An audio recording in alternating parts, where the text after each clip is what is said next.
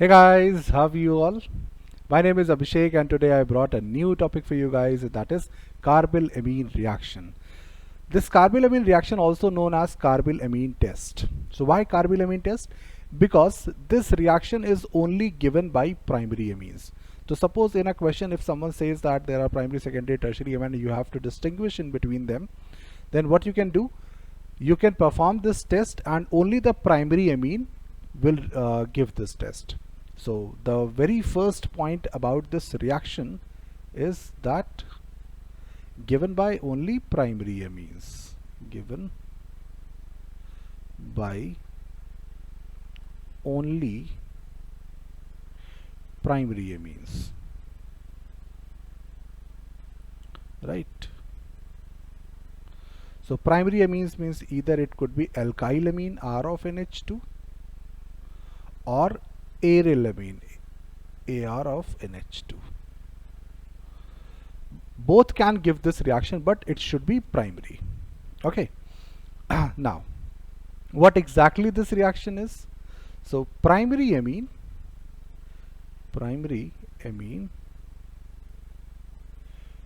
reacts with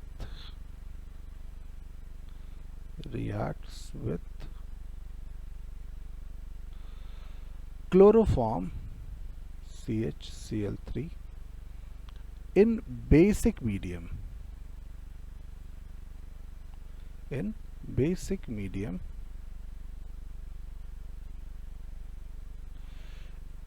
It produces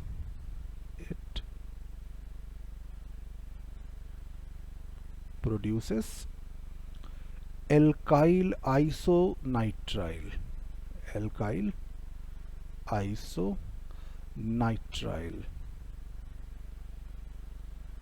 Actually, isonitrile has a tribal name which is we called isocyanide, and isocyanide is also known as carbylamine.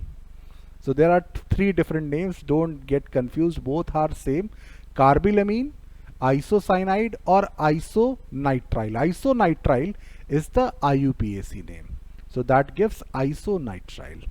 What exactly this reaction is? Let's see. R of NH2 is there. R of NH2 is reacting with chloroform CHCl3 in presence of an alkali, let's say thrice of KOH, that produces R of NC. This is isonitrile, N positive and C negative, plus thrice of KCl and thrice of H2O. This is the carbylamine reaction. The same reaction will work for aromatic amine also. Suppose you have aniline, right, and you are letting it react with CHCl3 with thrice of KOH, that will form. Acha, here heat symbol is there also, I forgot to mention. You are going to heat them, this will form benzyl isonitrile, okay, plus and minus, and it will give you thrice of KCl plus thrice of H2O. This is called benzoisonitrile, this NC. How will you come to know that this reaction has taken place? So once this isonitrile product is produced, it smells very foul, it smells very bad. This is a foul smelling compound. All isonitriles are foul smelling compound. Foul smelling. So because of that bad smell, you can come to know that this reaction has taken place and carbylamine is being produced. Okay. So how this reaction proceeded, how this reaction took place, let's discuss its mechanism also. So let's just go for it. Its mechanism is really wonderful. See here, CHCl3 means chloroform. So let me just draw the chloroform here. There are 3 chlorine attached with carbon and 1 hydrogen. So we all know that halogens are very much electronegative. So these are electronegative chlorines, and this hydrogen which is attached with this carbon is actually an acidic hydrogen, right? So what will happen? First KOH will attack. So KOH will give what? OH minus. This OH minus will transfer its electron to the hydrogen here. Means what will happen? This is base and that hydrogen is acidic, so that is going to react, and what will happen? It will produce water. Okay, and H plus is released, so all the electrons will be transferred to the carbon. Now what has happened here?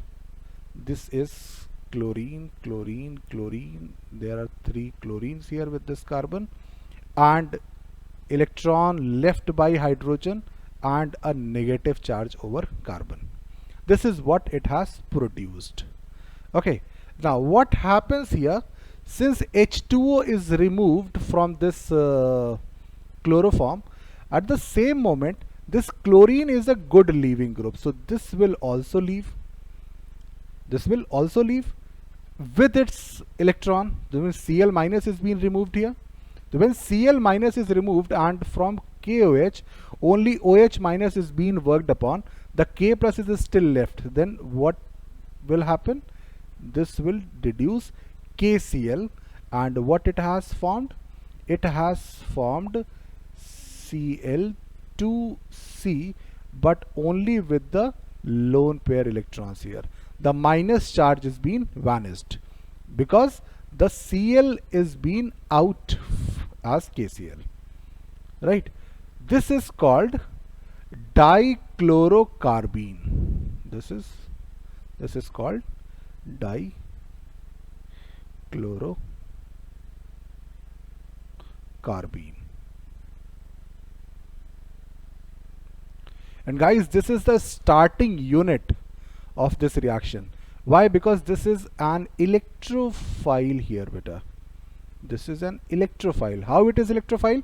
Most of the people get confused that because of this presence of this lone pair electron. This lone pair count, there are 2 electrons as a lone pair and 2 bond pairs. So there are total 6 electrons. The octet of carbon is still not completed. It means it is still looking for electrons to complete its octet. So that is why it is an electrophile here. Now what will happen? This electrophile will react with R of NH2. So I am just coming on the other step here. R of NH2. This nitrogen has a lone pair and Cl2C with this carbon as 2 electron. It has electron, it want to donate, and it has a deficiency of electrons. So what will happen? Nitrogen will donate its electron to the carbon. Now what has formed? R, N.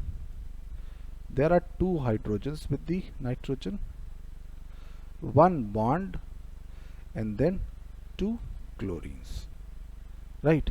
This is one intermediate formed. Okay, in next step what will happen? The KOH will come. So when KOH will come, what will happen? It will supply you OH minus. This OH minus will protonate this H, means this will be protonated by this H because H plus can be given. So by the moment when H plus is out, this will transfer the electron here. Okay, and the moment when this bond is shifted to carbon end, means in between nitrogen and carbon, at the same time this will also leave. This chlorine will also leave. Means here is the formation of a new bond and removal of a old bond also, right? Hydrogen is being out, minus of H2O, and when hydrogen is out, there is a double bond here, and at the same time the chlorine is also out as a Cl minus. So Cl minus and K plus, what it will form? KCl minus. and what it has converted into? R N H double bond C and Cl, right? Are we clear so far?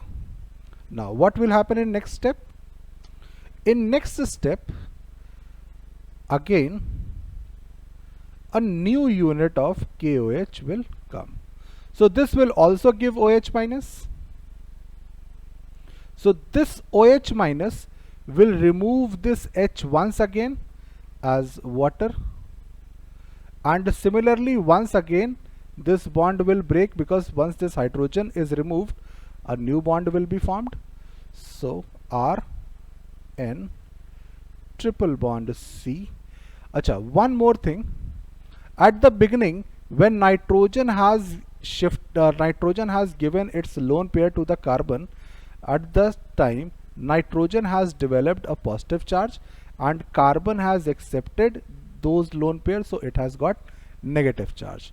So this is plus, this is minus, and this is what is at the end. Similarly, when Cl is out, so KCl is also out. So finally we obtained R of Nc as our main product. This is how the reaction mechanism took place. Okay, in exam what happens? The same reaction can come as R of NH2, and at the arrow it is written CHCl3 plus KOH followed by heat, and it asks what will be the product. So now you know the product will be alkyl isonitrile. Okay, so I hope this explanation was very much understandable to all of you. But if in case if you don't get anything, or if you have any problem in explanation, please feel free to drop a comment below. And if you haven't subscribed my channel yet, please subscribe my channel. Thank you very much. Have a great day. Bye bye. Take care.